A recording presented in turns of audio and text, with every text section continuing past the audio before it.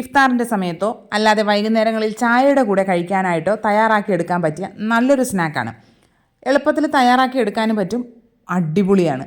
പിന്നെ ഈ വീഡിയോയുടെ ലാസ്റ്റ് പോർഷനിൽ ഞാനൊരു സ്ത്രീകൾക്കൊക്കെ നന്നായിട്ട് ഇഷ്ടപ്പെടുന്ന ഒരു വിഭാഗം കൂടി ഉൾപ്പെടുത്തിയിട്ടുണ്ട്. അവസാനം വരെ കണ്ടോളൂ കേട്ടോ. നമുക്ക് അത്യാവശ്യം നന്നായിട്ട് പഴുത്ത 2 നേന്ത്രപ്പഴം എടുത്ത് തൊലിയൊക്കെ കളഞ്ഞിട്ട് 4ആയിട്ട് കട്ട് ചെയ്ത് വെക്കാവുന്നതാണ്. ചെറുതായിട്ട് വേണം കട്ട് ചെയ്തിടാനായിട്ട്. പിന്നെ നന്നായിട്ട് തൊലിയൊക്കെ കറുത്ത് തുടങ്ങിയ പഴമാണെങ്കിൽ കുറച്ചുകൂടി വലിയ പീസുകളായിട്ട് കട്ട് ചെയ്തെടുക്കാം. ഒരുപാടങ്ങ് പെട്ടെന്ന് ഉടഞ്ഞു പോകാതിരിക്കാനാണ് അങ്ങനെ ചെയ്തെടുക്കുന്നത്. ഇനി നമ്മുടെ പഴം അങ്ങോട്ട് മാറ്റി വയ്ക്കുക. പിന്നെ ഒരു പാൻ അടുപ്പിൽ വെച്ചിട്ടുണ്ട്.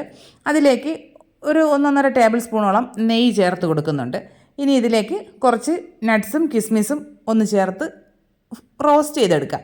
നിങ്ങളുടെ കയ്യിൽ ഏത് നട്ട്സ് ഉണ്ടോ അത് ചേർക്കാം. മുന്തിരി വേണ്ടെങ്കിൽ അത് ഒഴിവാക്കാവുന്നതാണേ. കാഷ്യൂം കിസ്മിസും ഒക്കെ ഒന്ന് നന്നായിട്ട് റോസ്റ്റ് ചെയ്തതിന് ശേഷം ഇതിലേക്കൊരു 1/2 കപ്പോളം ചിരകിയ തേങ്ങ ചേർത്ത് കൊടുക്കാം. ചിരകിയ തേങ്ങ ചേർത്തിട്ട് അതും കൂടി നന്നായിട്ട് അതിൻ്റെ ആ ഒരു പച്ച ടേസ്റ്റ് ഒന്ന് മാറുന്നത് വരെ ഒന്ന് റോസ്റ്റ് ചെയ്യുക. പിന്നെ വേറൊരു കാര്യം എന്താണെന്ന് വെച്ചാൽ, കുറച്ച് പേര് എന്നോട് ചോദിക്കുന്നുണ്ട് എൻ്റെ ഈ പാൻ ഏതാണെന്നും ഞാൻ ഈ യൂസ് ചെയ്യുന്ന ഇൻഡക്ഷൻ ഏതാണ് എന്നൊക്കെ ചോദിച്ചിട്ടുണ്ട് കേട്ടോ. ഇത് കാരോട്ട് എന്ന് പറഞ്ഞിട്ടുള്ളൊരു ബ്രാൻഡിൻ്റെ പാനാണ് ഞാൻ ഈ യൂസ് ചെയ്യുന്നത്. 4 എണ്ണത്തിൻ്റെ ഒരു സെറ്റാണ് കേട്ടോ. പിന്നെ ഇൻഡക്ഷൻ PGN ആണ്. ആ സംശയം അവിടെ കഴിഞ്ഞല്ലോ. തേങ്ങ ഒന്ന് റോസ്റ്റ് ചെയ്ത് കഴിഞ്ഞതിന് ശേഷം അതിലേക്ക് അരിഞ്ഞു വെച്ചിരിക്കുന്ന പഴം ചേർത്ത് കൊടുക്കാവുന്നതാണ്. പക്ഷേ ഇപ്പോഴാണ് എനിക്കൊരു കാര്യം മനസ്സിലായത്. എന്താണ്, നട്ട്സ് റോസ്റ്റ് ചെയ്തതിന് ശേഷം ഈ പഴം വേണമായിരുന്നു ചേർക്കാനായിട്ട്. പഴം ചേർത്ത് നന്നായിട്ട് ഒന്ന് വഴറ്റിയതിന് ശേഷം വേണം തേങ്ങ ചേർക്കാനായിട്ട്. നിങ്ങൾ ചെയ്യുമ്പോൾ അങ്ങനെ ചെയ്തോളൂ കേട്ടോ. ഇനിയിപ്പോൾ എന്തായാലും ഇങ്ങനെ ഇരിക്കട്ടെ. പഴം ചേർത്ത് നന്നായിട്ട് റോസ്റ്റ് ചെയ്തതിന് ശേഷം അതിലേക്ക് 1 ടീസ്പൂണോളം ഏലക്കാപ്പൊടി ചേർത്ത് കൊടുക്കുക. ഏലക്കാപ്പൊടി ചേർത്തിട്ട് നന്നായിട്ട് മിക്സ് ചെയ്യുക. ഇനി ഇതിൽ മധുരത്തിനായിട്ട് 2 ടേബിൾ സ്പൂൺ പഞ്ചസാര കൂടെ ചേർത്ത് കൊടുക്കുന്നുണ്ട്. പഴം നല്ല മധുരമുള്ള പഴമാണെങ്കിൽ ഈ പഞ്ചസാര ഒഴിവാക്കാവുന്നതാണേ. പഞ്ചസാര കൂടെ ചേർത്തിട്ട് നന്നായിട്ട് മിക്സ് ചെയ്യുക. എന്നിട്ട് ചെറുതായിട്ടൊന്ന് കട്ടയായിട്ട് കിടക്കുന്ന പഴമൊക്കെ ഒന്ന് ഉടച്ചു കൊടുക്കുന്നുണ്ട്. മിക്സിംഗ് പരിപാടി കഴിഞ്ഞിട്ടുണ്ട്. ഫ്ലെയിം ഓഫ് ചെയ്തിട്ട് നമുക്ക് മാറ്റി വയ്ക്കാവുന്നതാണ്. ഇനി ഒരു ബൗളിലേക്ക് 4 മുട്ട പൊട്ടിച്ചൊഴിച്ച് കൊടുക്കാവുന്നതാണ്. വീട്ടിൽ 5 കോഴിയുള്ള ഞാനിപ്പോൾ പുറത്തുനിന്ന് മുട്ട വാങ്ങുകയാണ്. ഒരു മുട്ട പോലും അവളുമാർ തരുന്നില്ല, മുഴുവനായിട്ട് കൊത്തി കുടിക്കുകയാണ്. അതൊന്ന് ഒഴിവാക്കാനായിട്ട് എന്തെങ്കിലും വഴിയുണ്ടെങ്കിൽ ഒന്ന് പറഞ്ഞു തരണേ ആരെങ്കിലും. ഈ മുട്ടയിലേക്ക് 1 ടീസ്പൂണോളം ഏലക്കാപ്പൊടി ഞാൻ ചേർത്ത് കൊടുത്തിട്ടുണ്ട്. ഏലക്കാപ്പൊടി അത്ര തന്നെ ചേർത്തോളൂ, അല്ലെങ്കിൽ ചിലപ്പോൾ ഈ മുട്ടയുടെ ആ ഒരു മണം മുന്നിട്ട് നിൽക്കും. ഏലക്കാപ്പൊടി കൂടെ ചേർത്തിട്ട് നന്നായിട്ട് മിക്സ് ചെയ്യുക. ഇനി ഇതിലേക്ക് നമുക്കൊരു 2 ടേബിൾ സ്പൂൺ പഞ്ചസാര ചേർത്ത് കൊടുക്കാം. ഞാനിപ്പോൾ മൊത്തത്തിൽ ഈ സ്നാക്കിന് 4 ടേബിൾ സ്പൂൺ പഞ്ചസാരയാണ് ചേർക്കുന്നത്. അതത്ര തന്നെ മതി കേട്ടോ, കറക്റ്റ് മധുരമാണ്. പഞ്ചസാര നന്നായിട്ട് അലിയണം കേട്ടോ. ഈ മുട്ടയിൽ തീരെ തരിയില്ല എന്ന് ഉറപ്പാക്കിയിട്ട് വേണം നമുക്കിനി ഇതിലേക്ക് പാല് ചേർത്ത് കൊടുക്കേണ്ടത്. ഞാനിപ്പോൾ ഒരു 1/2 കപ്പ് തിളപ്പിച്ചാറിയ പാലാണ് ചേർക്കുന്നത്. പച്ചപ്പാലായാലും കുഴപ്പമില്ല കേട്ടോ, ചേർത്ത് കൊടുക്കുക. പാലും കൂടി ചേർത്തിട്ട് നന്നായിട്ട് മിക്സ് ചെയ്തെടുക്കാവുന്നതാണ്. പിന്നെ നിങ്ങൾ ഏത് പാനിലാണോ ഈ സ്നാക്ക് സെറ്റ് ചെയ്യാൻ ഉദ്ദേശിക്കുന്നത് ആ പാനിൻ്റെ സൈസ് അനുസരിച്ചിട്ട് വേണം മുട്ട എടുക്കാനായിട്ട്.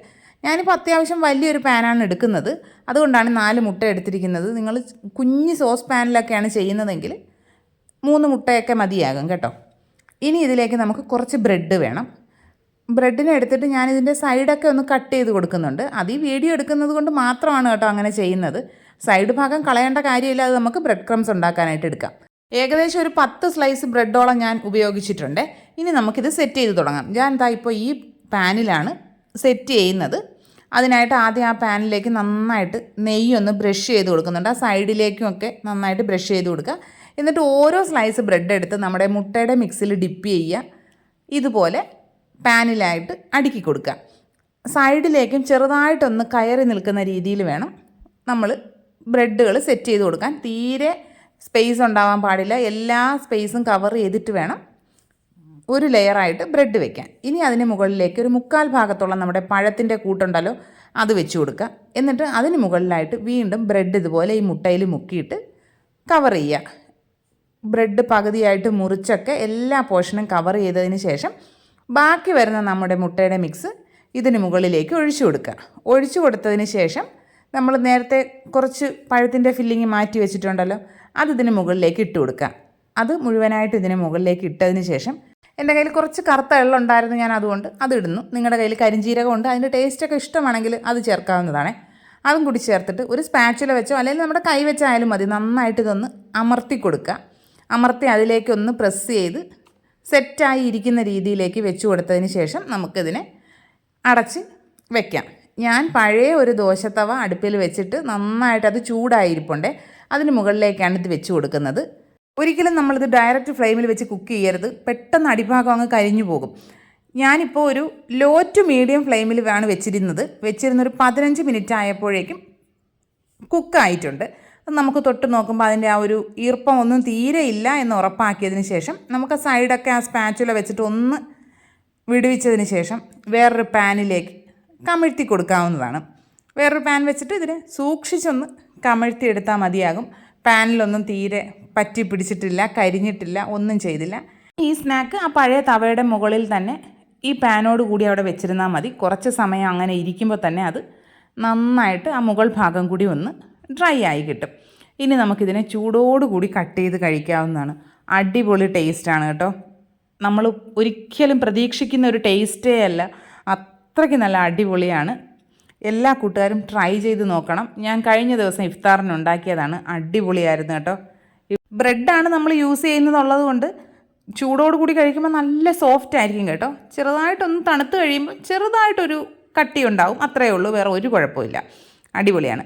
ഇനി അടുത്തത് ഫ്ലിപ്കാർട്ടിൽ നിന്ന് ഞാൻ 2 സാധനങ്ങൾ വാങ്ങിയിട്ടുണ്ട്. എന്താണ്, നമ്മുടെ ലേഡീസിന് ഇഷ്ടപ്പെടുന്നത് തന്നെയാണ്. ഞാൻ ഒരു ക്രോപ്പ് ടോപ്പും ഒരു പാൻസുമാണ് വാങ്ങിയിരിക്കുന്നത്. ക്രോപ്പ് ടോപ്പ് മാക്സിൻ്റെതാണ് കേട്ടോ. സൈസ് എക്സൽ വരെയാണ് ഉള്ളത്, പക്ഷേ എനിക്ക് എക്സൽ സൈസ് കറക്റ്റാണ്. കുറച്ചുകൂടി ഒന്ന് നല്ല ലൂസായിട്ടൊക്കെ കിടക്കുന്നുണ്ട്. അപ്പോൾ ഡബിൾ എക്സലുകാർക്കും വേണമെങ്കിൽ എക്സൽ ട്രൈ ചെയ്യാവുന്നതാണ് കേട്ടോ. 559 റേറ്റ് വരുന്നത്. 4 സ്റ്റാർ റേറ്റിംഗ് ഉണ്ട്. ഫുൾ സ്ലീവ് ആണ്. പിന്നെ ഇതിൽ പ്രിൻ്റഡ് ആണ് കേട്ടോ. പക്ഷേ അത് എന്താണെന്ന് വെച്ചാൽ പെട്ടെന്ന് ഔട്ട് ഓഫ് സ്റ്റോക്ക് ആവും. അതുകൊണ്ട് നമ്മൾ കാർട്ട് ചെയ്ത് ഇടുകയാണെങ്കിൽ നമുക്ക് ആവശ്യമുള്ളപ്പോൾ ഉപയോഗിക്കാം. പിന്നെ ഈ ഫ്രണ്ട് പോർഷനിൽ ഒരു ചെറിയൊരു ഒരു എന്താണ് ഞൊറി പോലെയൊക്കെ വരുന്നുണ്ട്, അത് നല്ല ഭംഗിയുണ്ട്. പിന്നെ ഓപ്പൺ ചെയ്യാൻ പറ്റുന്ന ഫുൾ ബട്ടണാണ്, അപ്പോൾ ഫീഡ് ചെയ്യുന്നവർക്കും ഒക്കെ നന്നായിട്ട് ഉപയോഗപ്പെടും. ലിങ്ക് കിട്ടുകയാണെങ്കിൽ ഞാൻ പ്രോഡക്റ്റ് ടാഗ് ചെയ്തേക്കാം കേട്ടോ. ഔട്ട് ഓഫ് സ്റ്റോക്ക് ആയതുകൊണ്ട് ചിലപ്പോൾ ടാഗ് ചെയ്യാൻ പറ്റില്ല. എപ്പോഴാണെന്ന് വെച്ചാൽ ഞാൻ ടാഗ് ചെയ്യാം. അടുത്തതൊരു ലൂസ് ഫിറ്റ് കാഷ്വൽ പാൻറ്റാണ്. ഒരു കൊറിയൻ മോഡലൊക്കെ ഉണ്ടല്ലോ, ഇപ്പോൾ അതാണല്ലോ ട്രെൻഡ്. ഇതിൻ്റെ 13 കളർ വേരിയൻസ് ഉണ്ട്. വിസ്കോസ് റയോൺ ആണ് മെറ്റീരിയൽ. 32 സൈസ് വരെയാണ് അവൈലബിൾ ആയിട്ടുള്ളത്.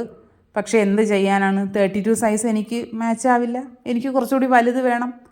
എനിക്ക് തീരെ ഇറക്കം കിട്ടുന്നില്ല, അതാണ് ഇതിൻ്റെ ഒരു പ്രശ്നം. 410 റേറ്റിംഗ്, 4.3 സ്റ്റാർ റേറ്റിംഗ് ഒക്കെ ആയിട്ട് അടിപൊളിയാണ്, നല്ലതാണ് കേട്ടോ. ഞാനിത് സങ്കടത്തോടു കൂടി റിട്ടേൺ ചെയ്യുകയാണ് ചെയ്തതേ. അപ്പോൾ ഇതൊക്കെയാണ് ഇന്നത്തെ വിശേഷങ്ങൾ. ഇത്രയാണ് ഇന്നത്തെ വീഡിയോ. ആ ഒരു സ്നാക്ക് തയ്യാറാക്കി നോക്കാൻ ശ്രമിക്കുക. ഡ്രസ്സിൻ്റെ ലിങ്ക് ഞാൻ കൊടുത്തേക്കാം, വേണമെന്നുള്ളവർ അത് ചെക്ക് ചെയ്ത് നോക്കുക. വീഡിയോ ഇഷ്ടപ്പെടുകയാണെങ്കിൽ ലൈക്ക് ചെയ്യുക, കമൻറ്റ് ചെയ്യുക, ഷെയർ ചെയ്യുക, ചാനൽ സബ്സ്ക്രൈബ് ചെയ്യുക. ഇനി നമുക്ക് മറ്റൊരു അടിപൊളി വീഡിയോ ആയിട്ട് ഉടനെ തന്നെ കാണാം. അതുവരെ എല്ലാ കൂട്ടുകാർക്കും ബൈ.